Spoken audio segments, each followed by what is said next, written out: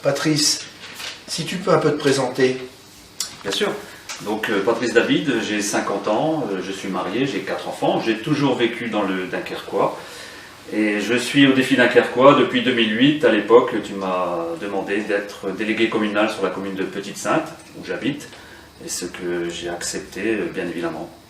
Eh bien oui, ça fait quelques années qu'on travaille ensemble, des bons, des mauvais moments, oui. Mais je crois que tu es toujours aussi enthousiaste. Tout à fait, tout à fait. Je peux le dire vraiment avec beaucoup de sincérité, tu as fait un travail remarquable au conseil communal de Petite-Sainte. Tu as défendu avec sincérité, mais aussi avec vigueur, les habitants contre tant d'injustices qui se passent dans notre commune. C'est vrai. Est-ce que tu peux nous dire maintenant si tu as un bon souvenir de Dunkerque en 2013 ?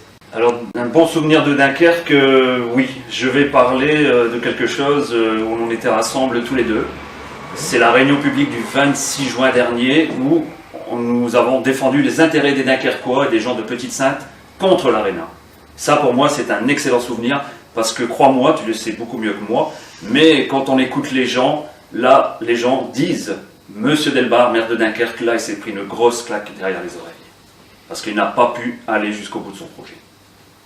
Eh oui, moi aussi j'ai le souvenir de cette réunion publique.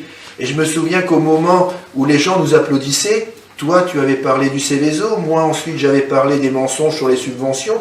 Et au moment où les gens applaudissaient, il y a une voix du fond qui dit « Mais vous savez pas que vous applaudissez le Front National ?» Mais ça n'a pas empêché les gens de nous applaudir et puis de siffler des membres de la majorité, tu te souviens? Tout à fait, tout à fait. Est-ce que tu as un mauvais souvenir ou on va se dire, comme on dit familièrement, un coup de gueule sur Dunkerque en 2013? Tout à fait.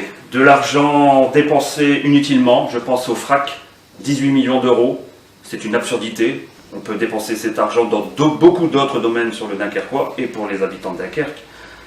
Et aussi le Dunkerque, capitale régionale de la culture, où les animations, eh bien, elles venaient de tous les sens et de tous les horizons, alors qu'on a des gens, des artistes du cru sur le littoral dunkerquois, dans le Nord-Pas-de-Calais, qu'on aurait pu solliciter, mais ça n'a pas été fait. Donc voilà, peut-être que la ville de Dunkerque anticipe pour la capitale européenne de la culture, mais c'est ce que M. Delbar ne pourra pas faire. Sur ce point-là aussi, on est totalement d'accord. Et moi, j'ai le souvenir du dictionnaire bibliographique dunkerquois, qui n'a pas été retenu comme étant un bon appel à projet. Ça n'allait pas. Il faut mieux financer la compagnie Les Quadrilles des Homards avec la fille de Madame Nouveau pour aller faire un stage de danse en Algérie. Et finalement, c'est les Corsaires dunkerquois, et je tiens à les saluer ici, qui ont financé cet ouvrage qui va être diffusé et qui donne l'histoire de notre territoire. Tout à fait, de notre ville, oui. Et donc te voilà reparti en 2014, comme en 2008. Alors qu'est-ce qui, cette année, c'est toujours les mêmes motivations ou est-ce qu'il y a d'autres choses qui te poussent un peu plus à, je dirais, rentrer dedans et aller de l'avant pour que demain on change de mairie? Quand on discute avec les gens, on sent cette forme de dynamisme, quelque chose qui ressort encore plus puissant qu'en 2008, et les gens ont envie de ce changement, ont envie d'avoir une nouvelle tête à la mairie de Dunkerque et ne plus voir les choses qui se passent ordinairement, qui sont toujours les mêmes, et les Dunkerquois ont envie de changer, ont envie de voir autre chose.